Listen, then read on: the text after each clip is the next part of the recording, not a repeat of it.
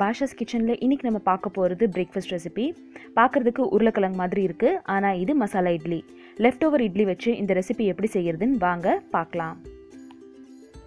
Masala idli ready பண்றதுக்கு என்கிட்ட இங்க 3 leftover இட்லி இருக்கு. நைட் டின்னருக்கு அப்புறமா மிச்சமான இட்லி எடுத்து நான் ஃப்ரிட்ஜ்ல வச்சிட்டேன். இப்போ இத வச்சு தான் இன்னைக்கு என்னோட breakfast recipe நான் செய்ய போறேன். ரொம்ப ஈஸியா இன்ஸ்டன்ட்டா இந்த breakfast recipe நம்ம செஞ்சிரலாம். வீக்கெண்ட்ல கொஞ்சம் ஸ்பெஷலா ஏதாச்சும் சமைக்கலாமே அப்படி நினைக்கும்போது இந்த ரெசிபி நீங்க கண்டிப்பா ட்ரை பண்ணி பார்க்கலாம்.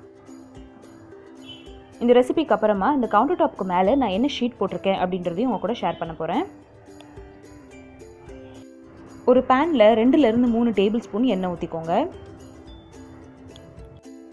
எண்ணெய் சூடானதுக்கு அப்புறமா 1/2 டீஸ்பூன் கடுகு, 1/2 டீஸ்பூன் ஜீரகம் சேர்த்துக்கோங்க. கடுகு பொரிஞ்சதுக்கு அப்புறமா ஒரு கொத்து கருவேப்பிலை, 1/2 டீஸ்பூன் பெருங்காயத்தூள் சேர்த்துருக்கேன். அடுத்ததா இதில் கட் பண்ணி எடுத்து வச்சிருக்கிற இந்த இட்லியை சேர்த்துட்டோம். இப்போ இது எல்லாத்தையும் நல்லா வதக்கிக்கலாம். ஒரு 2 ல இருந்து 3 நிமிஷம் நல்லா சாட் பண்ணிக்கோங்க. இப்போ இதுக்கு மசாலா சேர்த்துக்கலாம். 1/2 டீஸ்பூன் மஞ்சள்தூள் சேர்த்துக்கோங்க. 1/2 டீஸ்பூன் வெறும் மிளகாத்தூள் சேர்த்துக்கோங்க.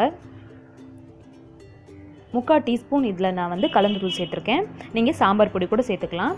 உப்பு சேர்த்துட்டு எல்லாத்தையும் நல்லா மிக்ஸ் பண்ணிக்கோங்க.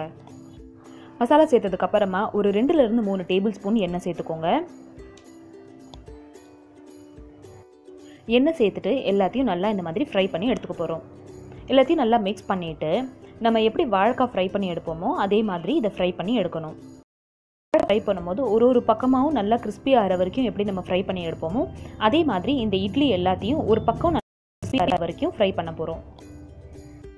இப்போ ஒரு பக்கம் இட்லி நம்மளுக்கு நல்லா கிறிஸ்பி ஆயிடுச்சு. நான் இன்னொரு பக்கம் இட்லியும் இந்த மாதிரி திருப்பி போட்டு கொஞ்சம் கிறிஸ்பி பண்ணிக்கிறேன்.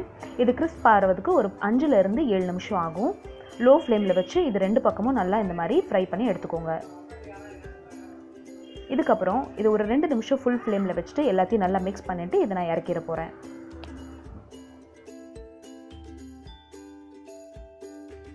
இறக்கிறதுக்கு முன்னாடி இதில் நான் 1/2 டீஸ்பூன் இட்லி பொடி சேர்த்துக்கிறேன். இது ஆப்ஷனல் தான். ரொம்ப ஸ்பைசி வேணாம் அப்படின்னு நினச்சிங்கன்னா சேர்த்துக்க வேண்டாம். இப்போ நம்ம மசாலா இட்லி ரெடி ஆயிடுச்சு.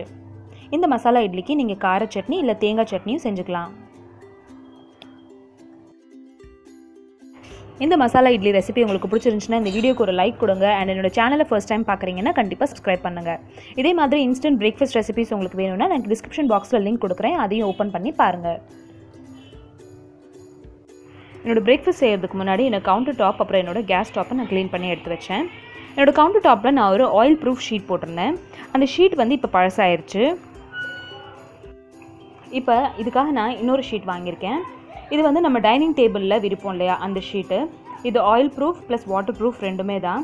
ஸோ இதில் நம்மளுக்கு தண்ணி பட்டாலும் அது ஒன்றும் ஆகாது. அதே மாதிரி ஆயில் பட்டாலும் நம்ம தொடச்சி எடுத்துக்கலாம். இப்போ இந்த ஷீட்டை தான் என்னோடய கவுண்டர் டாப்பில் நான் விரிக்க போகிறேன். இப்போ இதுக்கு ஃபஸ்ட்டு நம்ம கேஸ் ஸ்டவ் எடுத்து கீழே வச்சிடலாம். இதில் நிறைய சைஸஸ் இருக்குது. பெரிய டைனிங் டேபிளுக்கு விரிக்கிற மேட் கொடுங்க அப்படின்னு சொல்லி கேட்டு நான் இதை வாங்கினேன்.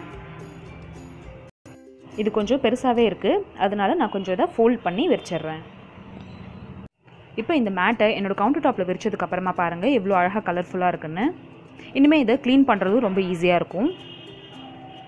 நம்மளை கவுண்டர் டாப்பை பார்க்குறதுக்கு அழகாகவும் இந்த மாதிரி க்ளீனாகவும் வச்சுக்கிறதுக்கு இன்னும் என்ன ஐடியா பண்ணலாம் அப்படின்றது எனக்கு கமெண்ட் செக்ஷனில் கண்டிப்பாக சொல்லுங்கள். அதையும் நான் ட்ரை பண்ணி பார்க்குறேன். இதோட இந்த ரொட்டீன் வீடியோ முடியுது. இந்த வீடியோ உங்களுக்கு பிடிச்சிருந்துச்சுன்னா இந்த வீடியோக்கு ஒரு லைக் கொடுங்க. அண்ட் இதே மாதிரி kitchen cleaning tips and tricks உங்களுக்கு வேணும்னா டிஸ்கிரிப்ஷன் பாக்ஸில் லிங்க் பாருங்கள். தேங்க்யூ ஸோ மச் ஃபார் வாட்சிங். பாய்.